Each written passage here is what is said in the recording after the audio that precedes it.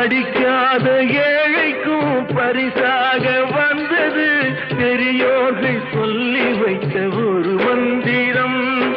தண்டாயுதம் என்று சொன்னவர்க்கு வாழ்விலே உண்டாகும் சுகமென்ற திருமந்திரம். தண்டாயுதம் என்று சொன்னவர்க்கு வாழ்விலே உண்டாகும் சுகமென்ற திருமந்திரம்.